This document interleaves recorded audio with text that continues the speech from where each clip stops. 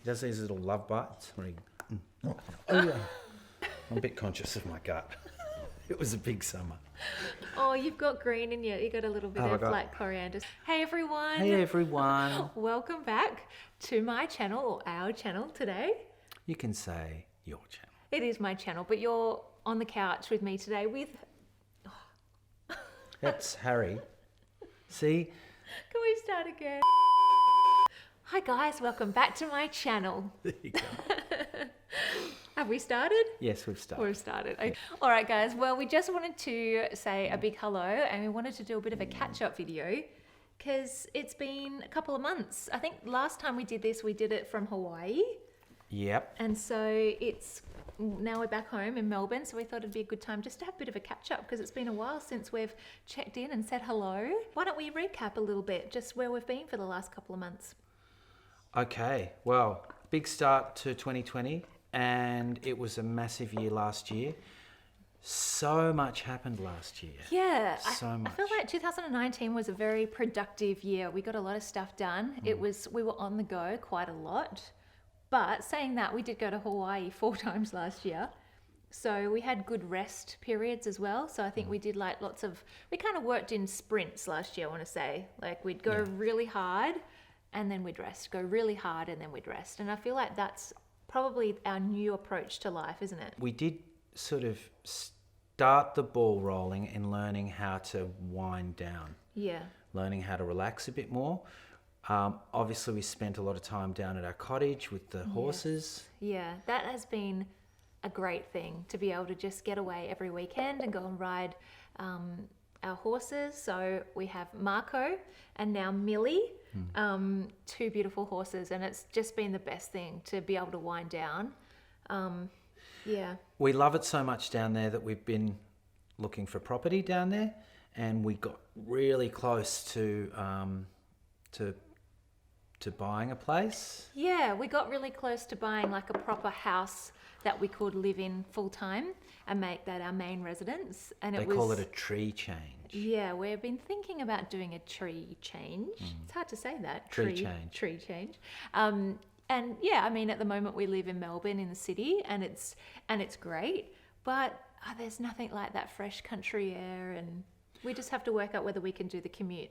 Yeah, so we're looking into that. So that took up a lot of time at the end of last year because we were negotiating on this house and the owner was being a little bit ridiculous, and it's still for sale, so we still might buy it. Watch this space. We'll see what happens. What else happened last year? Well, I launched Marco & Co. last year. Yes.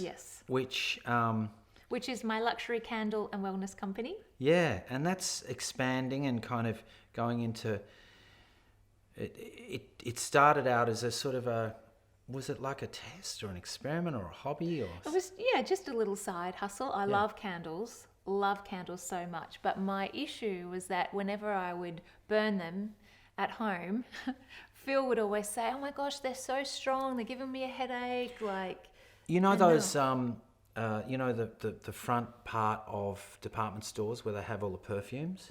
I'm sort of so sensitive to all of that. It really it either makes me sneeze or I get a headache. Yeah. And so Ange involved me very deeply in developing the scents for Marco & Co. Yeah.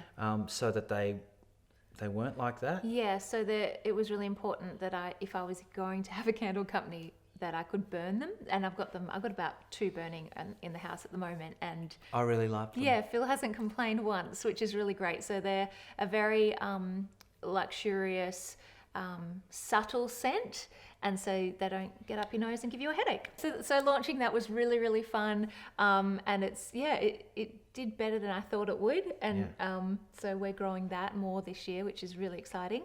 Another thing that you've developed is the journal, the gratitude journal. Oh yeah, last year, was it? Yeah, last year, at the end of last year, we launched a gratitude journal for Marco & Co., which was great. That was really fun. Got some beautiful feedback from that, and now being able to see people actually using it and they're tagging us on Instagram, it's very humbling, and I'm very excited to continue growing that in 2020. So that's cool.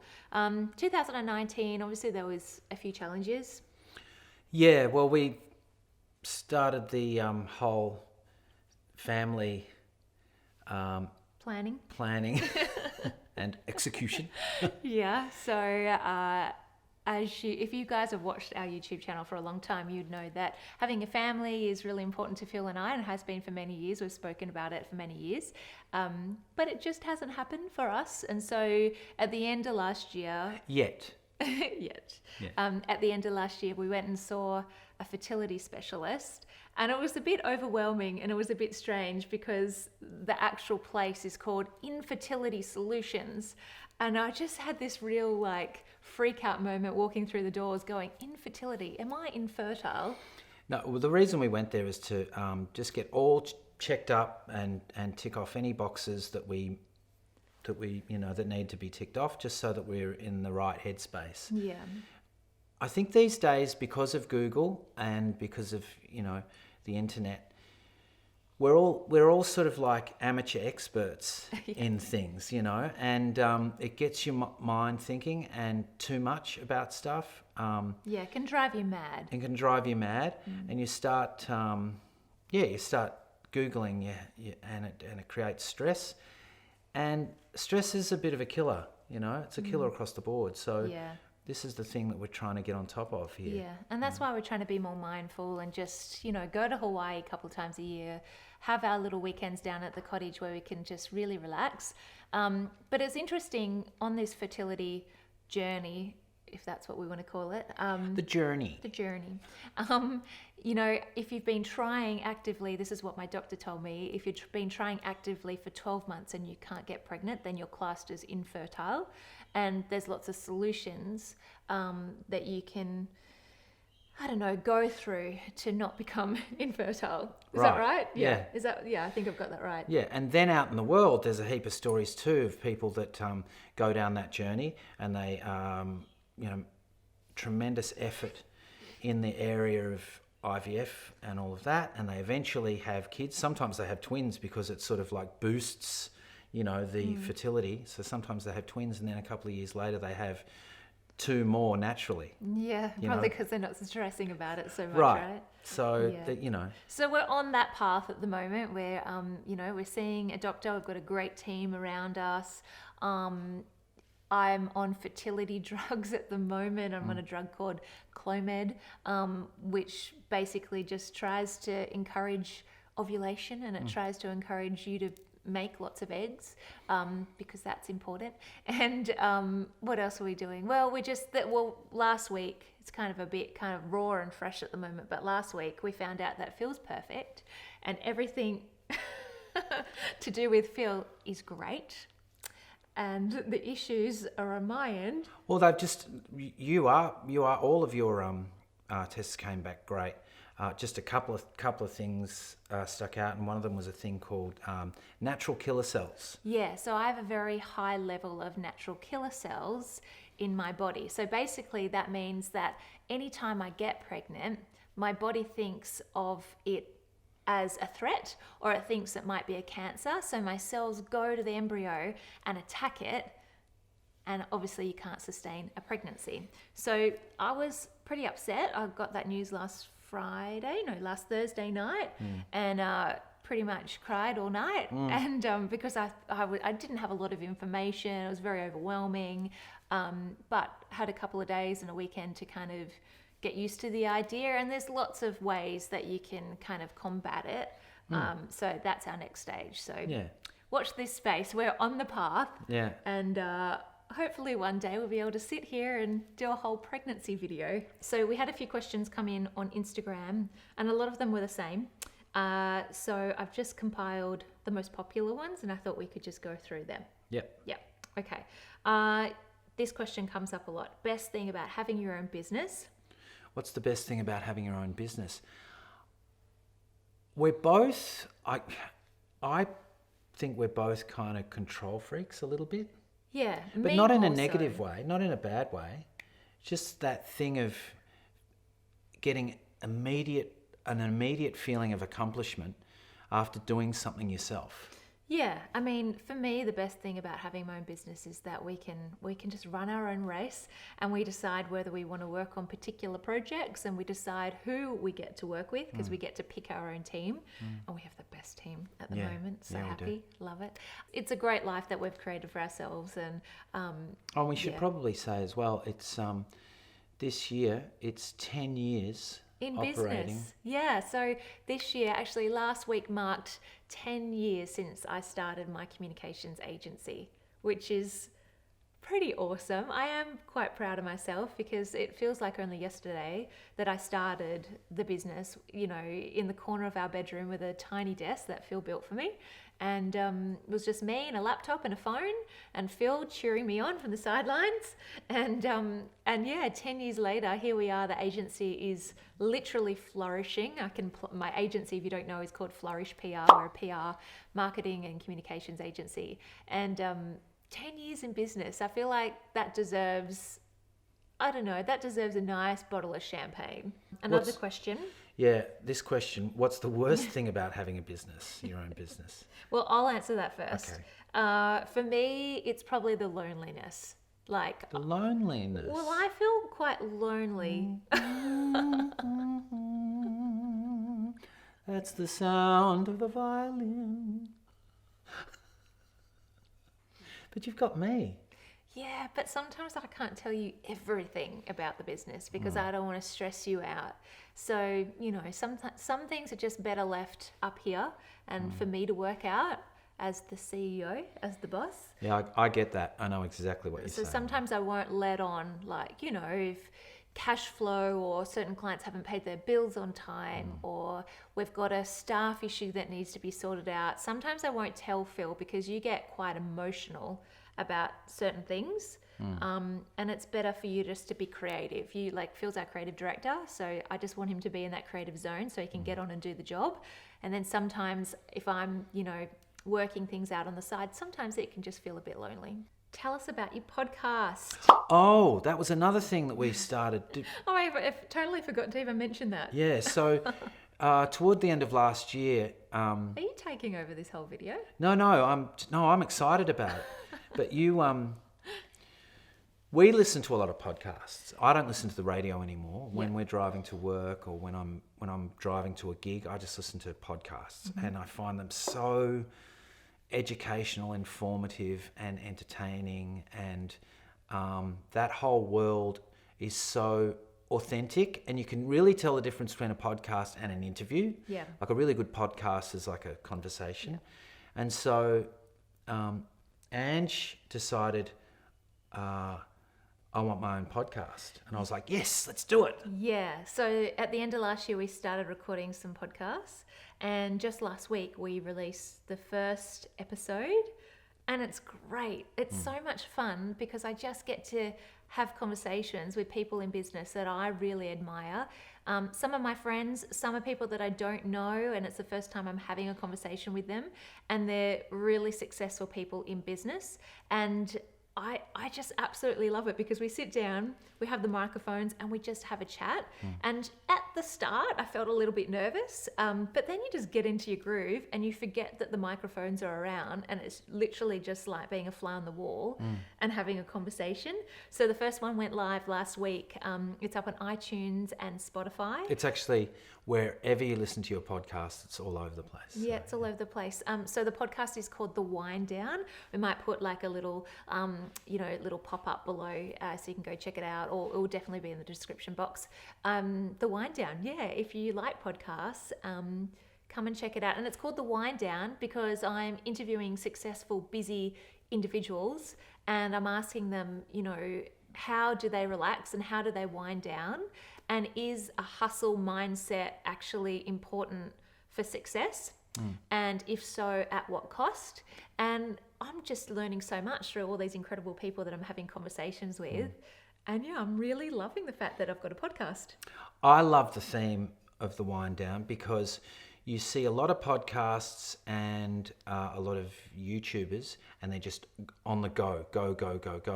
And I go, well, what do they do to chill? What do they do to chill? And a lot of them say, never, always keep going, always be on the move, never stop. And last year, I had a little bit of a kind of a burnout, and then the year before, you had a bit of a burnout. Yeah, we didn't mention that before, but Phil, you had a bit of a tough end of year. Yeah. Like Phil thought he was dying and had cancer. No, he did. He really did think that, because you had some blood tests and waiting for the results, and whilst we were waiting for those results, you had a bit of a meltdown. Can I say that? You can. I was completely burnt out and just... You worked very hard last year. Yeah, and I was really working really hard on a whole lot of different things, and I have been kind of motivated by a lot of those podcasts of people talking about, the entrepreneurial zone that you have to get into, of just keep going, rest when you're dead, just never stop, never say no, never quit. There's actually holes in that, and I'm sure that those people do have, even if it's going to the gym or training or something, they do something to level it out. Because there's a kind of it's debatable, this idea of a balance. Yeah, look, I think self-care, relaxation, winding down, I now think that's actually part of the work. And that's not a mindset that I ever had before, Right. because I was in that hustle lane 24/7 for, I don't know, the first, I'd say 9 years of running a business. And I got really sick. I had pneumonia, a really bad case of pneumonia, ended up in hospital. It probably took me a good proper 6 months to kind of recover from that. Like I was in a very, very bad state. And yeah, I think from that moment, I kind of was like, something has to change. So looking after yourself, it's just part of the work. You want to run a business, you want to do great things, you got to be fit and healthy in order to do that. I think the issue with Phil, not so much an issue, but your situation is that you wear so many different hats. So he's our creative director at our PR agency. You produce a lot of content for different clients. You're also a musician, going out, doing gigs, lots of different type of gigs. And I work in the corporate world, with Michael Dixon, doing stuff on creativity, and that's really deep. We go really deep, and helping others, it's full on. So you're in conference mode. He does a lot of conferences. He does a lot of public speaking. You also have Rock Academy, which is another business that Phil and a friend of his, Alan, created, which is doing incredible things. So you wear a lot of hats. It's no wonder you were stressed and freaked out and kind of had a bit of a mental breakdown last year. So in producing the Wind Down, the podcast, I'm actually learning a lot from the people that we're talking to. Yeah, it's really interesting, some of the self-care rituals and routines that a lot of these people have. And I'm getting very inspired by my own podcast. Yeah. The next question I get asked a lot is, have you bought any new handbags recently? Holy moly. Well, Phil, I don't know why you carry on like that, because don't you remember 5 years ago we used to do a lot of handbag hauls? Speak for yourself. I did a lot of handbag hauls. Correct, and I shot them. And you filmed them for me. Yes, I did. So it's only fair. Actually, you know what? I have bought a new handbag just recently when I was in Hawaii. You brought me one. Yes, I did. So anyway, I haven't purchased a handbag for a long time. And then when we were in Hawaii... We saw one. We did see one, and Phil was like, oh, that's nice. So this is my new little handbag. So cute. Little Gucci. And gosh, it's been a while since I've done one of these videos where I'm holding up a handbag. Anyway, so to answer your question, this is my new handbag. I love it. Crossbody. It's very handy. Yeah, I don't have a white handbag, so it was nice to have that. So thanks, Phil. You're very welcome. It's a very nice gift. Yeah. Good. So, are we done? Because we've got a meeting. I know, we do. Yeah. Okay, yeah, we probably take. This video's probably been way too long. Right. But so great to hang out and catch up. I hope you had a little cup of tea with us. Good to be back in YouTube land. Hope you enjoyed this video. Hey, leave a comment below if you've got any questions or any suggestions for videos for 2020. I know we say it every year, but we certainly want to make more YouTube videos, and we intend to. Anyway, guys, hope you enjoyed this video. Aloha. We'll see you in the next video. See Bye. ya. Bye.